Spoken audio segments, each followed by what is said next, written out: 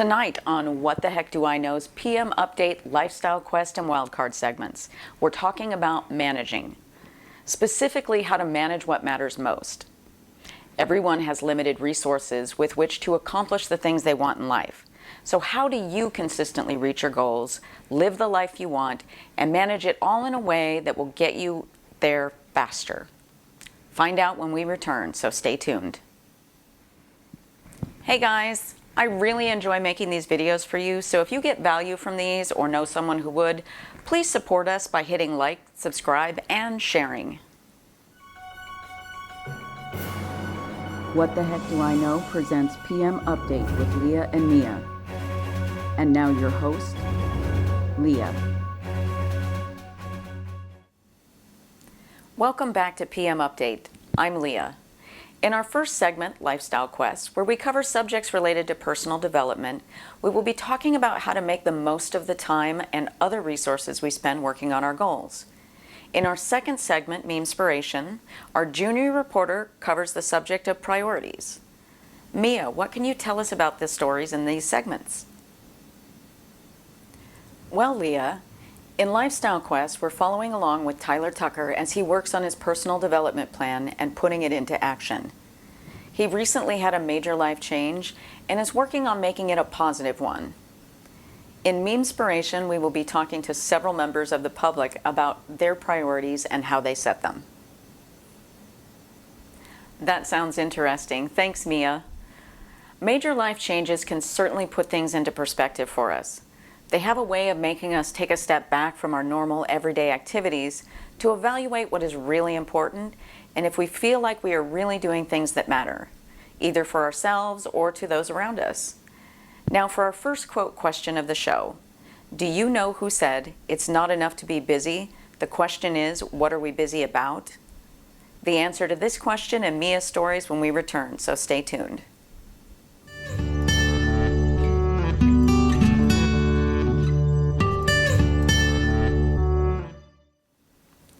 Six months ago, Tyler Tucker built a personal development plan mostly centered around his career and was making good progress. He was adding some skill sets with online education, making time for bodybuilding and weightlifting, and conducting team building events after work to improve communications within the group. 3 months later, Tyler's father was diagnosed with cancer, and everything started to change. When Tyler first got the news, he was concerned, but not really sure how to handle the information. Tyler and his father had always been very close, and the news was a shock. They had a diagnosis, but didn't know how serious it was until they could run more tests, so they had to wait. Tyler took the day off to be with his family when the results were in. Unfortunately, the news was not good. Tyler's father had an aggressive form of prostate cancer, and he would need radiation and chemotherapy as part of his treatment plan. The doctor spent some time going over options and scheduled some initial appointments for them and would see them again tomorrow after they had time to think about everything. Tyler took his parents home and then spent the rest of the day walking around the park and thinking. Since prostate cancer had possible genetic links, he would need to get checked. Both of his parents were still working, so he wasn't worried about them financially, but they would probably need help with care for the duration of his treatment. His dad worked for a good company, so he didn't expect any problems with being able to do the treatment or with his health insurance. But still, the support care could be expensive. Tyler talked to his boss the next day and explained the situation to him, and that he would be needing to spend more time away from the office over the next couple of months. Tyler's personal development plan was now on hold indefinitely. Then he talked to his team and picked a few of the senior members to assist him on some of the projects he had going on to make sure that there was always someone available to respond to clients and move them forward if something came up while he was out of the office. Then he talked to his professor and requested an extension on his class deadline. They agreed instead to let him drop the course and give him credit for the fees paid so he could sign up again in the next semester if he chose to return. After getting all of his current responsibilities handled for the time being, he was able to get back to work until there was something else to do. The next evening, he had dinner with his parents to discuss the treatment options and what they would need from him for support. Tyler and his mother would split trips to the doctor and treatments so his father wouldn't have to go alone, and neither of them would spend too much time away from work. They decided to wait to see how the treatments affected him before hiring help to care for him afterwards, but they would contact an agency in the meantime to check cost, availability, what the process would be like, and how long it would take to get someone once they decided it was needed. It was a tough few months for the entire family, but eventually his father went into remission. They all went back to their previous work schedules, but Tyler started spending a lot more of his free time with his parents, especially his dad.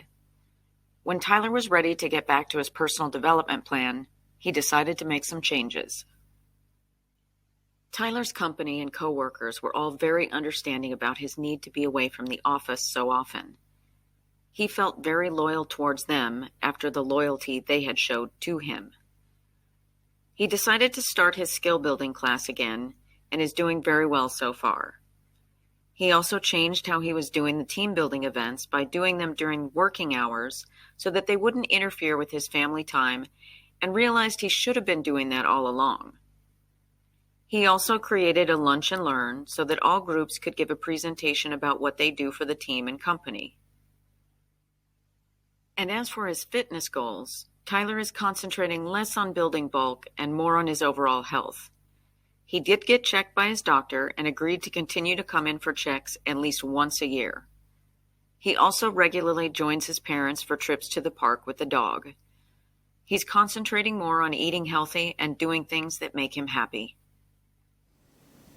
Now, in Tyler's case, he was still working on the same things: his job skills, his health, and his work communication skills. It was his approach and the end goal that changed, his attitude towards it all.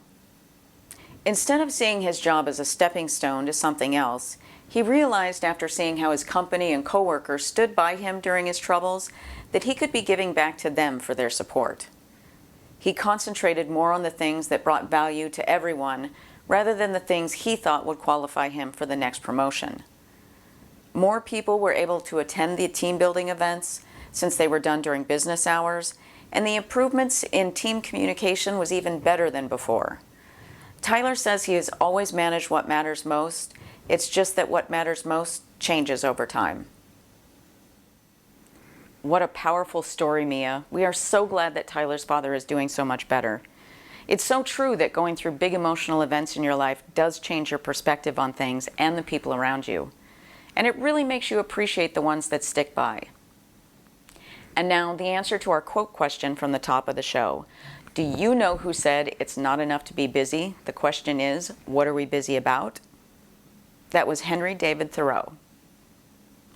Now, to many people, family comes first, so it's easy to understand how Tyler tweaked the approach to his personal goals and development plan to go along with his new mindset and priorities. His original goals weren't that far off, and even though they were put on hold for a while, he still went back to them after the crisis was over. But what about when just life things get in the way? Sometimes it seems like there's always something that needs to be fixed or worked on now, and week after week goes by without making progress on your goals. In our next Memespiration segment, Josie, the junior reporter, is conducting research on this meme and what the average person on the street has to say about their priorities. And our second quote question for the show, do you know who said, "Things that matter most must never be at the mercy of things that matter the least"? The answer to this question in Josie's interviews when we come back, so stay tuned.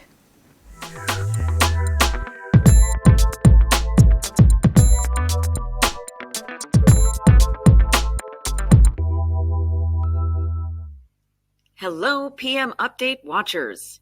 For the Memespiration segment, I'm going to be talking to people about town. Look, here comes someone now. Excuse me, miss, may I ask you some questions about priorities? How do you prioritize the activities in your life, and what do you think about the statement in this picture? Oh, that is so true. There's a person I work with who treats everything like a crisis, and all of his tasks are critical. It's so hard to figure out what we really need to do first sometimes. I can't imagine what it would be like to live like that. I'm afraid for him sometimes that he'll have a heart attack. Now, for myself, I try to tackle the big things first, just to get them started and see how complicated it's going to be. Sometimes I drop the ball on the little stuff, but since it's little, it isn't usually a problem. Thank you, ma'am, for your input. How about you, sir? Would you like to tell us about how you prioritize the things in your life and what you think of this statement? Well, friends come first, of course. Then girls, then sports, then school, I guess. What if two friends need you at the same time? Well, we're usually all together, so that isn't a problem. Oh, okay. Thank you for your thoughts on this. Clearly you have your priorities sorted out. And how about you, Doctor? Would you like to share with us how you prioritize and what you think of this statement? Well, everything here is a priority, isn't it? That doesn't make any of it unimportant. Every doctor knows how to triage in a crisis situation, though. Take the worst cases that can still be helped and help them first. And the ones who can't be helped, well, if there's nothing we can do, then there's nothing we can do. Luckily, most of the time it isn't like that. We still take the more serious cases first, but most of the time we help everyone, no matter how bad off they are. And how about you, ma'am? Could you tell me what you think of this statement and how you prioritize? Everything is important and there's so much to do. I'm usually just going from one have to another. If I had the time to breathe in between all my tasks, I might be able to think about prioritizing them. Just because something doesn't seem important doesn't mean that it doesn't still need to get done. Because if it doesn't, then all of a sudden it is important. You know what I mean? Well, I'm not sure that I do. Can you clarify that for me, ma'am? Oh, laundry is a good example. Everyone has clothes, and usually more than one outfit, right? Laundry is not an important task to most people, but if it doesn't get done, then, well, you have no clothes, or at least no clean clothes. Now everything else has to get put on hold until laundry gets done. See how that works? Oh, yes, I see your point now. It isn't important until you don't have clean clothes, then it becomes the most important thing, right? Exactly. Good luck with your interviews. I need to run now. Hello, sir. Could you help me? I'm interviewing people about how they prioritize and asking their thoughts on this statement. Well, yes, I believe that's true. If everything is equally important, then nothing is. Here at the shop, of course, managing the perishables is always more important than the canned and boxed goods that have a longer shelf life. We have daily processes to make sure that we are taking care of the more time-sensitive items, and weekly and monthly processes to make sure that we are clearing out other stock before it expires. It's the same way for getting new stock in as well. Yes, ma'am, the grocery business is very efficient and has long-established processes that make it run smoothly. Hello, sir. Could you please give us your opinion on this statement and how you prioritize? Well, we tend to run things here on a first-come, first-served basis. Our first in, first out, if you will. I can't remember the last time I saw a haircut emergency. Most people just come in when they have the time. I mean, you're going to wait, so best not try to rush a cut. Hey, do you know the difference between a bad haircut and an okay one?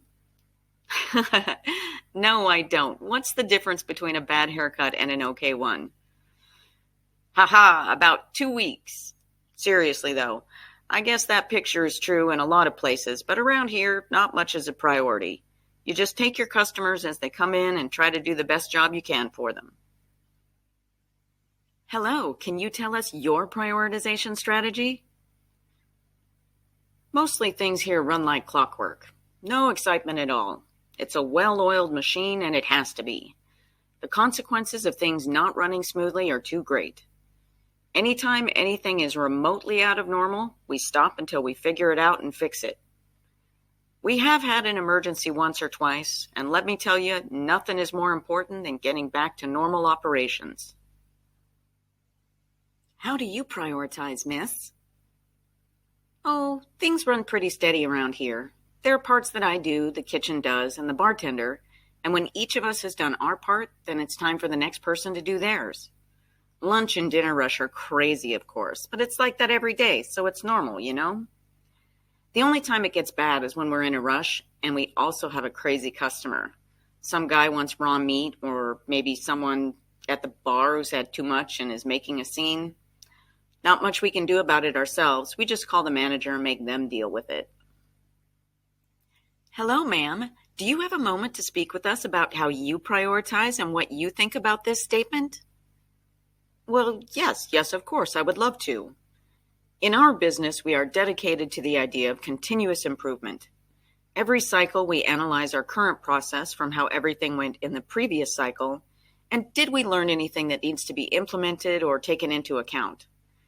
Basically, what do we need to do differently, if anything, to be better? Then we form a strategy for prioritizing the most valuable aspects for our business, set our goals, and manage the things at the top first, but making sure there is enough support to manage all the way to the bottom. Nothing is too small to escape our notice, and we don't have to pay as much attention to the small stuff. Wow, that's really impressive. Thank you. We like to manage strategically, and the best way to do that is to aggressively manage what matters most. And there you have it, folks, the real winning strategy. Manage what matters most. Almost everyone that talked with Josie had essentially the same opinion, that if everything was a priority, then nothing was. A couple thought everything was important, and one that nothing was. But they all had different ideas of priorities and how to address them based on their backgrounds and needs. That was extremely illuminating, Mia. Thank you very much to you and Josie for going all over the city today in order to bring us that perspective. What matters most to you is not going to be the same for everyone else, so there's no right way to do it. But if you can follow best practices for your situation, you should be doing just fine. What matters the most to you? Think about it and let us know in the comments.